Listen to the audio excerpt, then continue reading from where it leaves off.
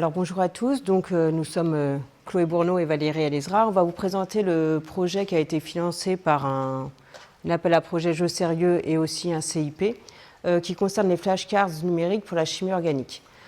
Donc déjà, pourquoi on est parti sur ce projet? C'est venu un peu d'un constat, en fait. Nos étudiants, comme on le remarque, je pense un peu tous, on leur enseigne des tas de choses en première année, en deuxième année, en troisième année, hein, mais on a un peu l'impression d'enseigner beaucoup, mais que ça ne reste pas forcément dans leur tête. Et donc, nous, en chimie, on se pose souvent la question, on leur pose la question d'un rendement, que c'est des choses qu'ils sont censés maîtriser, et même en L3, ils n'y arrivent toujours pas, quoi. Donc on se pose cette question, mais pourquoi nous on enseigne, eux on a l'impression que ça reste hermétique ou que ça ne dure pas, et donc on s'est posé un peu des questions par rapport à ça. Une des pistes pour réfléchir à tout ça, ça a été un peu de regarder un peu ce qu'il y a dans la littérature et de réfléchir sur comment sont les mécanismes un peu des apprentissages, comment on mémorise les choses. Et bon, je pense que vous avez, pour un grand nombre d'entre vous, déjà vu ces courbes, là, cette courbe de l'oubli, où en fait, quand un étudiant il commence à apprendre quelque chose, ou n'importe qui, au départ, bon, ok, on va apprendre, on va être à 100%, on sait à peu près tout. Et puis, au cours du temps, même au bout de 10 minutes, on a déjà oublié la moitié. Donc, il y a le problème de cette fameuse courbe de l'oubli. Et on sait que si on apprend plusieurs fois une même notion, et on va avoir du coup une mémorisation qui va être plus importante au deuxième coup, on met plus de temps à oublier. Et puis plus on a des répétitions, et plus du coup on va arriver à avoir un plus grand taux de rétention, ce qu'est la courbe bleue ici. Alors par rapport à tout ça, où est-ce qu'ils se situent un peu tous nos étudiants? Bon, on l'a été nous aussi. Et les étudiants, c'est les pros du bachotage. Donc globalement, ils ont l'examen demain. Qu'est-ce qu'ils font? Ils révisent lundi pour mardi. Et ils s'en sortent pas si mal, parce qu'il y en a quand même un grand nombre qui valident. Voilà, ok, ça marche vite fait. Mais nous, en L3, ils ont réussi leur examen de L1. Mais quand on leur parle des notions qu'ils ont vues en L1, ils en savent, ils les connaissent plus, quoi. Donc, on se demande un peu comment essayer d'ancrer un peu plus durablement ces connaissances. Et la question qu'on s'est posée, ce qu'on a déjà, un peu tous pratiqué ici, en tout cas à Paris-Saclay, on est passé à fond sur le contrôle continu. Donc, on nous a fait faire des tonnes de petites interros à nos étudiants, et nous aussi. On en a beaucoup fait, on en a beaucoup corrigé des interros. Moi, il y en a quoi le retour, moi personnellement en tout cas, c'est que nous, enseignants, on a beaucoup plus travaillé, ça c'est clair.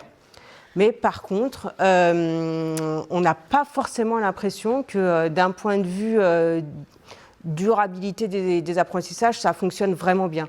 On a toujours les mêmes problèmes, on a fait plein d'interros, on a fait des trucs, voilà. Mais en L3, ils ne savent toujours pas ce que c'est qu'un rendement ou qu'une molécule chirale pour nous les chimistes. Donc on s'est dit peut-être que ça marche pas bien parce que globalement ce qu'on fait c'est qu'on leur met à chaque fois le fusil sur la tempe en leur disant ouais t'as un interro demain, il faut que tu révises. Donc peut-être qu'il faut faire un peu autrement et donc on s'est dit pourquoi pas faire un peu autrement et faire plutôt des auto-évaluations. Mais bon, les auto-évaluations, la question c'est comment on fait, comment on va les mettre en pratique, etc. Alors on se disait auto-évaluation c'est peut-être mieux parce que là c'est l'étudiant qui va se prendre en main et s'il se prend en main, il aura peut-être plus envie de travailler. Donc ça serait peut-être un peu plus efficace comme ça. Donc la question de comment faire ces auto-évaluations, il fallait avoir des idées. Et là, heureusement que Valérie, elle est venue à un workshop il y a quelques années ici, et qu'elle a vu un certain nombre de choses, et que au workshop Jeux Sérieux en 2024, elle a vu qu'il y avait des choses qui étaient développées et que ça pourrait peut-être nous aider à résoudre nos problèmes, quoi. Et notamment avec ces flashcards là qui sont développés par Ikigai, qui pourraient nous permettre peut-être de faire ces fameuses auto-évaluations par les étudiants. Donc maintenant, je vous présente ce qu'on a pu faire. Donc déjà, je ne sais pas si vous savez tous ce que c'est une flashcard. Donc une flashcard, ce n'est pas un quiz, c'est vraiment une question, une réponse. Je ne sais pas si vous avez déjà utilisé personnellement les flashcards. Bon, c'est ce qu'on utilisait nous avant que les numériques existent. Je ne sais pas si vous avez appris vos verbes irréguliers comme moi, où vous aviez un carton recto, vous aviez la question, et au verso, vous aviez le mot dans l'autre sens. Bref. Donc nous, on en a fait donc, avec l'application flashcards développée par Ikigai. Donc globalement, vous voyez, là, on a mis une question. Donc là, on est sur notre truc de chimie. Donc là, ici, c'est dessiner la chaise avec, en positionnant les différents H, qu'ils soient équatoriaux ou axiaux. Et donc, ça se présente comme ça, et après, donc, la personne, elle va se dire, bon, bah voilà, j'ai la question, quelle est la réponse? Donc, l'étudiant, soit il prend un papier, il la dessine, soit il la fait dans sa tête, il s'imagine la réponse. Et une fois qu'il s'est imaginé la réponse, bah, il clique sur le petit bouton, hein, afficher la réponse, et vous avez la réponse qui s'affiche. Donc là, avec ce procédé-là des flashcards, avec cette application, qu'est-ce qu'on a? On a directement un feedback sur ce qu'on a fait, c'est bon ou c'est pas bon, quoi. Et en même temps, l'étudiant, il va pouvoir s'auto-évaluer. Donc, comment il va s'auto-évaluer cet étudiant? Il va cliquer, en fait, il a 4 petits boutons, là, ici, là, sur son téléphone, là, où il va cliquer, savoir soit s'il va cliquer sur il ne sait pas du tout, il ne savait rien de tout ça, soit c'était dur, j'y suis presque, ou bien mémorisé. Et en fonction de la réponse qu'il va donner, hein, ça c'est l'algorithme d'Ikigai, qu'ils pourront peut-être vous expliquer, moi j'y comprends rien, mais en tout cas, il va y avoir une répétition espacée hein, qui va être proposée. Hein. Donc si globalement, de ce que j'en ai compris, hein, globalement je pense que si on sait bien la carte, on ne va pas nous la reproposer tout de suite, mais si on ne la sait pas, on va vous la reproposer de plus près dans le temps. Donc voilà, donc ça permet d'avoir un apprentissage qui va être au final personnalisé. Hein. Chaque étudiant, en fonction de ses difficultés, on va lui reproposer la carte qui lui est la plus difficile, plus rapidement ou moins rapidement en fonction. Donc qu'est-ce qu'on a fait nous? On a ciblé un public là, sur la faculté des sciences, donc le public des étudiants du L1 BCST, donc c'est 350 étudiants. Donc on a commencé ça l'année dernière, on leur a proposé les cartes, cyberattaque nous aussi, hein. Donc on a commencé bien évidemment ça au moment de la cyberattaque, donc heureusement que Ikigai ils sont réactifs parce que du coup on pouvait même plus se connecter à l'application pour créer les cartes, hein. Donc on a travaillé sur Word avant de les faire pour de vrai. Mais bon, c'est vrai que ça a été compliqué. Après, les étudiants ne pouvaient pas se connecter parce qu'il n'y avait plus l'interface. Bon, bref, la cyberattaque ne nous a pas aidés, mais heureusement que Ikigai, ils sont super et qu'ils nous ont bien aidés. Et donc, ça, c'était pour l'année dernière. Et cette année, on continue à faire des cartes pour le L2. 3 minutes. Non, il ne me reste pas 3 minutes, ça fait 7 minutes que je parle. Et donc, on a continué à faire des cartes pour le L2 et on a fait différentes disciplines, donc de chimie organique. On a fait ça en chimie organique et donc pour tout ce qui est l'interface, il y a des formations là qu'on pourra vous présenter qui sont assez bien pour prendre en main tout ça. Donc nous, on a réalisé au total un certain nombre de cartes et dans nos cartes, on ne les a pas mises à disposition comme ça parce qu'on en a fait beaucoup. Hein. Donc ces cartes, elles sont regroupées par paquets hein, et on a choisi de mettre 20 à 30 cartes par paquet. Hein, et on a fait des paquets de cours pour une thématique. Par exemple, si je vous dis isomérie, on a fait des paquets de cours, d'exercices faciles ou bien des exercices complexes. Donc là, vous avez un exemple d'exercice facile. Et ici, vous avez des exercices plus complexes où on a mis plus de substituants ici sur notre molécule. Donc voilà, on a traité différentes sous-disciplines de la chimie, du L1, du L2. Voilà. Et je laisse Valérie la suite. Ah mince, il faut que je te donne mon truc. Ouais. Et donc, on a fait, au global, on a fait 300 cartes pour les L1 et pour les L1 sur l'année dernière, les 2 semestres. Et là, on est en train de créer celle du L2. Et pour l'instant, on a fait 150 cartes juste sur le premier semestre. Donc, je pense qu'on arrivera au même total. Donc l'avantage, c'est que c'est des cartes qui sont institutionnelles, le contenu est validé, ça apparaît sur le paquet de cartes que c'est fait par nous, et puis évidemment, on a fait ça en fonction de leur programme, donc c'est adapté à leur formation. Une amélioration qu'on a fait avec Ikigai, qui est, ils peuvent signaler un bug. Alors ça existait déjà, mais quand ils signalent, ils peuvent mettre éventuellement leur adresse mail. Et maintenant, ça veut dire que si c'est pas un vrai bug, c'est juste eux qui se sont trompés, on peut leur faire un retour et leur expliquer leur erreur.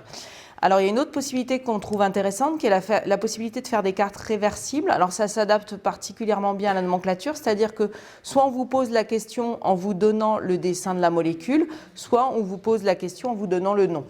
Et ça s'adapte à d'autres choses. Donc nous, en chimie organique, ça s'adapte par exemple à des passages entre deux représentations. Vous passez de l'une à l'autre ou de l'autre à l'une, même également en RMN et en réactivité. Donc, si on se concentre plus sur ce que nous a permis de faire le financement Jeux Sérieux, eh ben, c'est en partenariat avec Ikigai, parce que l'application existait déjà, ça a été de faire des améliorations. Donc ça, c'est l'ancienne version, et ça, c'est la nouvelle. Donc vous voyez que les menus ont disparu quand on étudie les cartes, donc c'est plus facile, plus ergonomique. Les boutons là, dont vous a parlé Chloé, c'est plus simple aussi. Nous, on voulait aussi une question d'accessibilité, donc vous pouvez choisir la taille de police et également agrandir les schémas, en particulier tout à l'heure dans nos chaises, ça peut être des schémas un peu complexes, et le bug, je viens d'en parler. On voulait également améliorer le côté gamification, donc on leur a proposé un challenge quotidien où ils ont des cartes de différents paquets. Et puis leur progression s'affiche, et pour essayer de les pousser à se connecter tous les jours, il y a un compteur de série. Brièvement, les retours étudiants. Donc ils se connectent de plus en plus, on les a sondés régulièrement, on les a sondés pendant le partiel l'année dernière avec un sondage papier hyper simple. Avez-vous utilisé notre application? Oui, non. Taux de réponse 100% puisqu'ils étaient tous là en partiel, et donc 42% de oui. On a fait un sondage un peu plus complet en fin de L1, un sondage papier, et là ils étaient 60% à utiliser l'application avec d'autres questions, et on a refait le même sondage cette année et 75% d'utilisateurs. Alors juste quelques détails de réponses. Donc ça, c'est les réponses du L2. Globalement, ça vous a plu. 82% donnent une note supérieure à 6 et ils sont globalement satisfaits du nombre de cartes par paquet et de la difficulté des exercices. Ce que l'application leur a apporté, cette année, ce qui ressort, c'est nouveaux exercices. L'année dernière, c'était plutôt l'outil pratique, mais également des idées de compréhension, pas beaucoup de mémorisation et pas tant que ça le côté ludique. Bon. La question qu'on s'était posée, c'était est-ce qu'on fait des cartes d'exercice? Donc, quand on leur demande quels paquets vous ont été le plus utiles, ils peuvent répondre plusieurs paquets. Et ils ont un pourcentage similaire pour les paquets d'exercice et des paquets de cours. Et finalement, ils plébiscitent les flashcards pour réviser le cours. Et ils ne sont pas mécontents de les avoir quand même comme cartes d'exercice.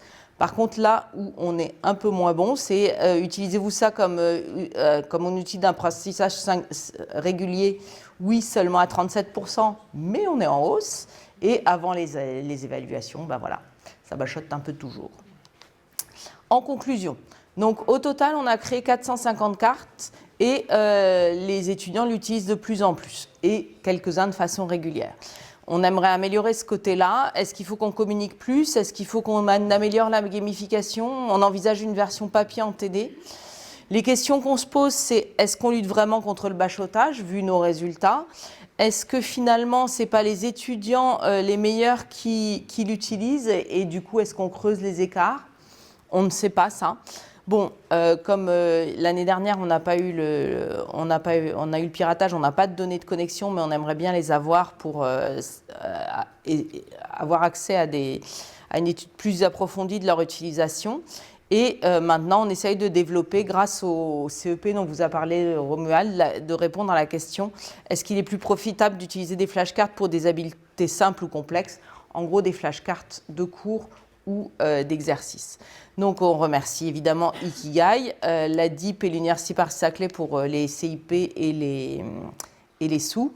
Hélène qui nous a rejoint pour le projet L2 et les équipes pédagogiques. Alors, vous pouvez avoir accès à nos cartes si vous êtes Université Paris-Saclay. Sinon, on a fait un paquet exprès. Voilà. Et ça, c'est pour télécharger l'application. Merci pour votre attention.